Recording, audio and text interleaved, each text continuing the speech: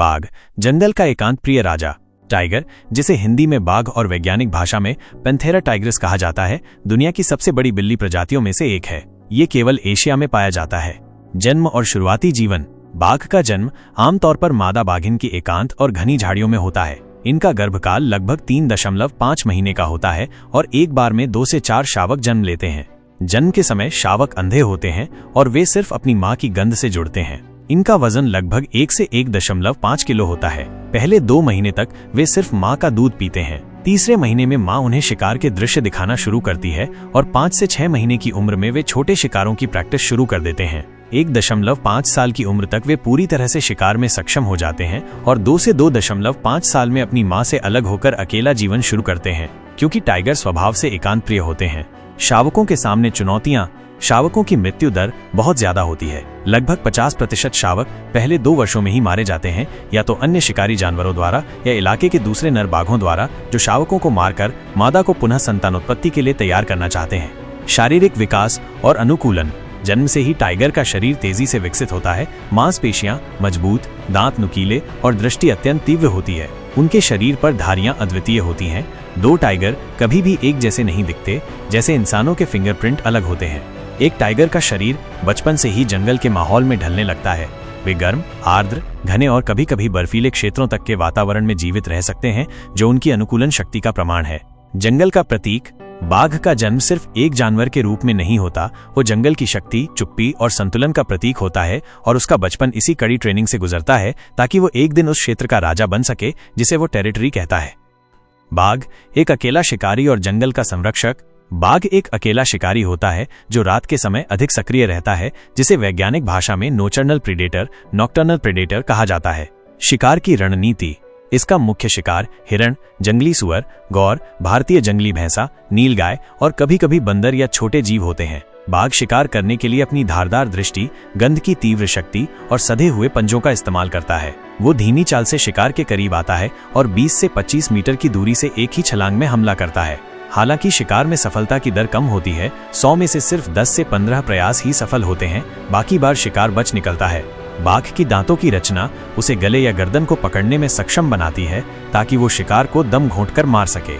शिकार के बाद वो पहले पेट की खाल फाड़ता है और मांस खाना शुरू करता है। वो 30 से 40 किलो तक मांस एक बार में खा सकता है और फिर 3 से 4 दिन तक कुछ नहीं खाता।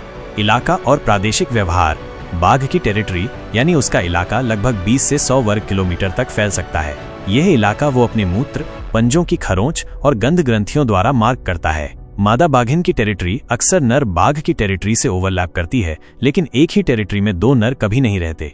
यदि ऐसा होता है तो उनके बीच खतरनाक लड़ाई होती है, जिसमें अक्सर एक बाघ घायल या मारा जाता है। टेरिटरी सुरक्षा बाघ के जीवन का मुख्य हिस्सा है, क्योंकि यहीं वो शिकार करता है, यहीं सोता है और यहीं संतानोत्पत्ति करता है। आराम और भूमिका। एक बाघ दिन में औसतन 20 घंटे आराम करता है और 4 से 5 घंटे गश्त या शिकार में बिताता है। उसकी चाल, शरीर की ऊष्मा नियंत्रण क्षमता और गंध फैलाने की शक्ति उसे टेरिटरी के राजा के रूप में स्थापित करती है। यही कारण है कि बाघ जंगल का राजा नहीं, बल्कि उसका संतुलन करता होता है। बाघ, प्रजनन, जीवन काल और संरक्षण की चुनौतियां।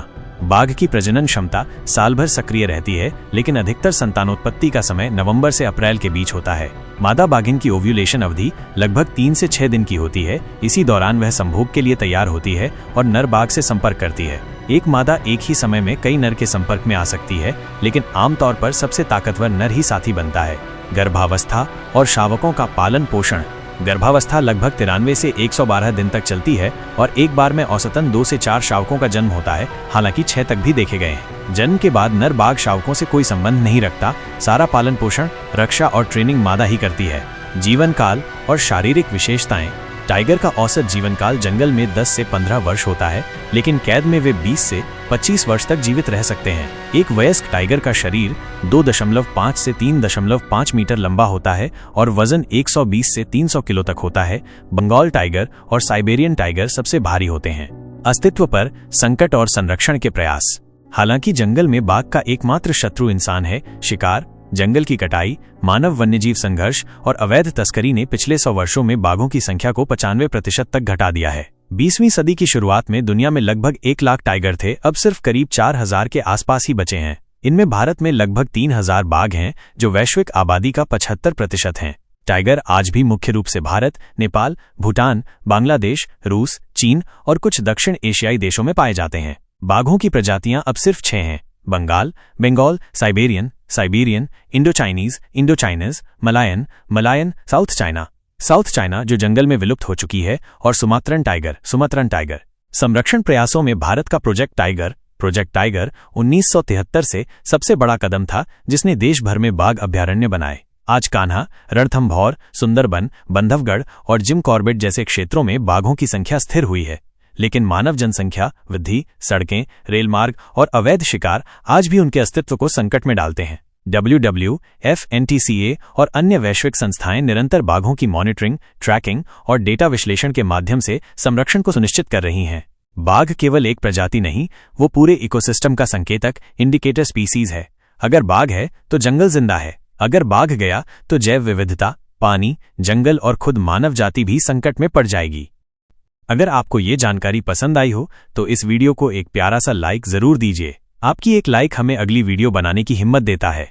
अगर कुछ नया सीखा या आपको टाइगर से जुड़ी कोई बात दिल को छू गई तो कमेंट करके जरूर बताइए, हम हर कमेंट पढ़ते हैं। और हाँ, इसे अपने दोस्तों और परिवार तक